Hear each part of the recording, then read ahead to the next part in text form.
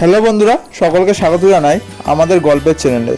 আজকে আমাদের গল্পের চ্যানেলের উপস্থাপনা হলো কানবাড়ি, যেটি হয়েছে দারুণ মজাদার গল্প। চলো বন্ধুরা, দেরি না করে আজকের এই গল্পটি শুরু করা যাক। Let's start. কানবাড়ি। একদিন গোপালের কোনো বন্ধু এসে মহারাজকে কানবাড়ি করার জন্য গোপনে জানালো, গোপাল, আপনারা একজন কর্মচারী, লোকটাকে আপনি খুব বিশ্বাস করেন, তাই তার হাতেই টাকা কড়ি খরচ করার ভার দিয়েছেন। তিনি আপনার অনেক টাকা সরিয়েছেন, আপনি হিসেব মিলিয়ে দেখুন। মহারাজ প্রথমেই কিছুতেই লোকটির কথা কানে তুলতে চান না। বলেন, গোপাল আমার বিশ্বাসী লোক, সে কখনো অমন কাজ করতে পারে না। কোনোদিন টাকা পয়সা এদিক ওদিক করবার লোক সে নয়, আমি তাকে বিশ্বাস করি। তখন লোকটি দফায় দফায় গোপালের খরচের নমুনা বলতে লাগলো। সে অমুক তারিখে অত হাজার টাকা গাফ করেছে, অমুক তারিখে অমুক সম্পত্তি নিজের নামে কিনেছে হিসাবের খাতায়, অমুক তারিখে 1,000 টাকা জমা দিয়েছে, আবার অমুক তারিখে জাল রসিদ দাখিল করে 3,000 টাকা বার করে নিয়েছে, ইত্যাদি ইত্যাদি কত কথা বলে গেল। মহারাজ এইসব বিষয় অবাক হয়ে শুনলেন।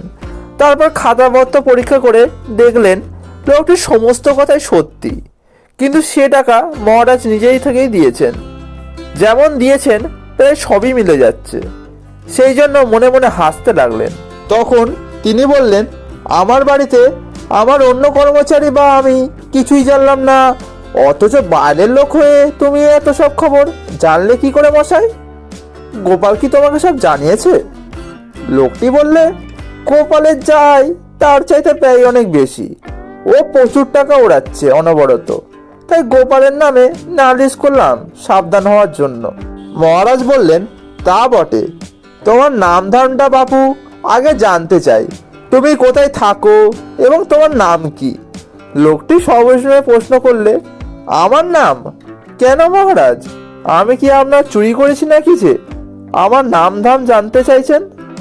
আমি আপনাকে সত্যি কথাই বলছি। মহারাজ বললেন, কারণ 2 নম্বর আসামি বলে তোমাকে গ্রেপ্তার করতে হবে কি না? তুমি হচ্ছ গোপালের পরামর্শদাতা ও বখরাদার, তা নইলে এইসব গোপনীয় কথা খাতাপত্র না দেখেই তুমি জানতে পারলে কি করে? গোপাল যা কিছু করেছে সব তোমারই পরামর্শ মতো। বোধহয় ভাগাভাগি নিয়ে ঝগড়া হয়েছে, তাই গোপালকে ধরিয়ে দিতে এসেছো, এই না?